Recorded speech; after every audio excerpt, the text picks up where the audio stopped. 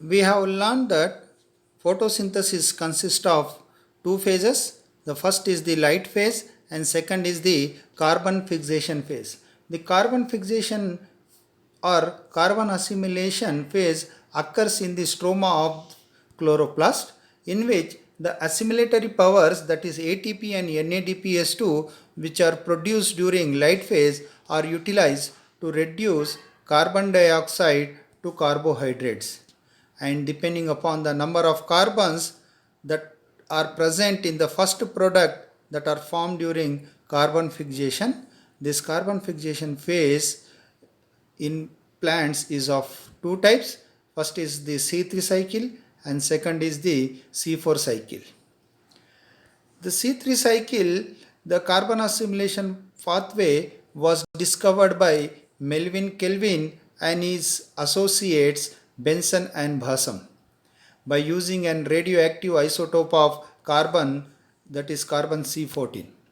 Hence, this cycle is called as Kelvin cycle or Kelvin Benson cycle. It is also called as reductive pentose phosphate pathway.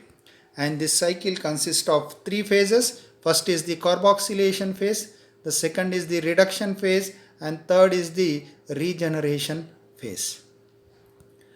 First, the carboxylation phase, in which the carbon dioxide is first accepted by ribulose 1,5-bisphosphate in presence of enzyme RUBP carboxylase and forms 3-phosphoglyceric acid.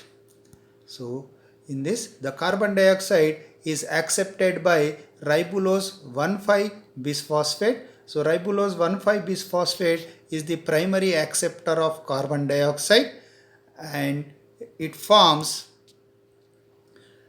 the phosphoglyceric acid.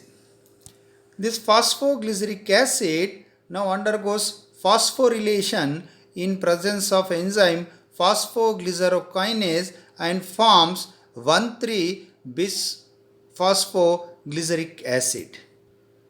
So, the phosphoglyceric acid undergoes phosphorylation by taking the inorganic phosphate from ATP and forms 1,3-bisphosphoglyceric acid. This 1,3-bisphosphoglyceric acid now undergoes the reduction by NADH2 in presence of enzyme dehydrogenase and forms 3-phosphoglyceraldehyde or glyceraldehyde 3-phosphate. So, 1,3-bisphosphoglyceric acid undergoes reduction and forms glyceraldehyde 3-phosphate. So, 6 molecules of glyceraldehyde 3-phosphate are formed, and out of this 6 molecules of glyceraldehyde 3, the 3 molecules, they undergo isomerization in presence of enzyme triose phosphate isomerase and forms dihydroxyacetone phosphate. So, out of 3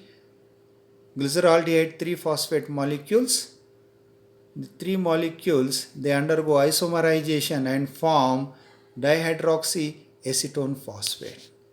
So, from this, one molecule of dihydroxyacetone phosphate, it is translocated to the cytoplasm of the cell where it is utilized to form the hexose molecule.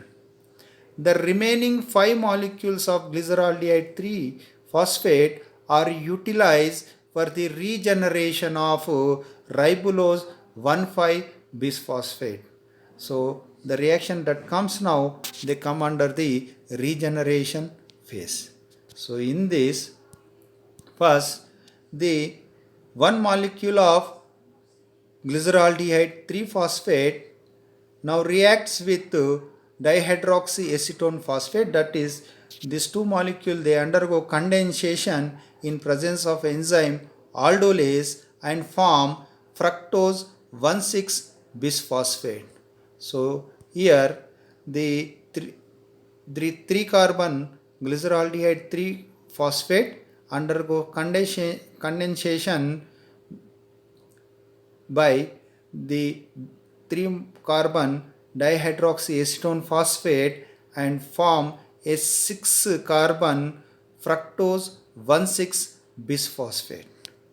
This fructose 1,6 bisphosphate undergoes dephosphorylation in presence of enzyme phosphatase and forms fructose 6 phosphate.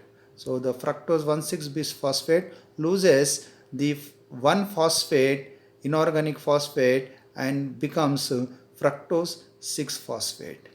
This fructose 6 phosphate now reacts with one molecule of phosphoglyceraldehyde or 3-phosphoglyceraldehyde 3-phosphate in presence of enzyme transketolase and forms erythrose 4-phosphate and xylulose 5-phosphate. So here one molecule of glyceraldehyde 3-phosphate and one molecule of fructose 6-phosphate. So the glyceraldehyde 3-phosphate is a 3 carbon molecule and fructose 6-phosphate is a 6 carbon molecule. They react and they form the erythrose 4-phosphate, which is a 4 carbon molecule, and xylulose 5-phosphate, which is a 5 carbon molecule. Now the erythrose 4-phosphate now reacts with the dihydroxyacetone phosphate in presence of enzyme aldolase and forms pseudoheptulose 1,7 bisphosphate. So again here the dihydroxyacetone phosphate, which is a 3 carbon molecule, undergoes the condensation with erythrose 4-phosphate, which is a 4 carbon molecule in presence of enzyme aldolase, and they together form a 7 carbon molecule, that is pseudoheptulose 1,7 bisphosphate. The pseudoheptulose 1,7 bisphosphate now undergoes dephosphorylation by losing one inorganic phosphate and forms pseudoheptulose 7 phosphate. So pseudoheptulose 1,7 bisphosphate undergoes dephosphorylation and forms pseudoheptulose 7 phosphate. This pseudoheptulose 7 phosphate now reacts with the phosphoglyceraldehyde or glyceraldehyde 3-phosphate in presence of enzyme transketolase and forms 2 molecules. One is xylulose 5-phosphate and another is ribose 5-phosphate.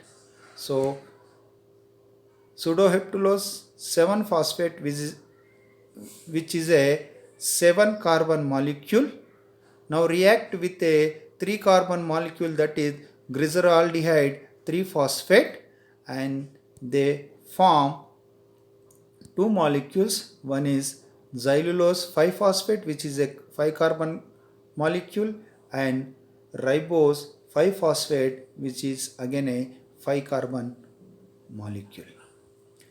Now this ribose xylulose 5-phosphate undergoes isomerization in presence of enzyme transketolase and forms ribose 5-phosphate. So xylulose 5-phosphate undergoes isomerization and forms ribose 5-phosphate. And the 2 molecules of ribose 5-phosphate, they also undergo isomerization in presence of enzyme transketolase and they form 2 molecules of ribulose 5-phosphate. So the 2 molecules of xylulose 5-phosphate also undergo isomerization and they form the ribulose 5-phosphate. So now you can see 3 molecules of ribulose 5-phosphate are formed, and this 3 molecules of ribulose 5-phosphate again undergo the phosphorylation by taking an inorganic phosphate from ATP in presence of enzyme phosphopentokinase and forms 3 molecules of ribulose 1,5-bisphosphate. So ribulose 5-phosphate undergoes phosphorylation in presence of ATP and forms the ribulose 1,5-bisphosphate. So in this C3 cycle, as you can see, we started with ribulose 1,5-bisphosphate, and after various steps again we have come to the ribulose 1,5-bisphosphate, means the ribulose 1,5-bisphosphate are again regenerated. So in C3 cycle, 3 carbon dioxide molecules are fixed and 1 triose phosphate, that is dihydroxyacetone phosphate, moves out into the cytoplasm, and this is utilized for the formation of hexose.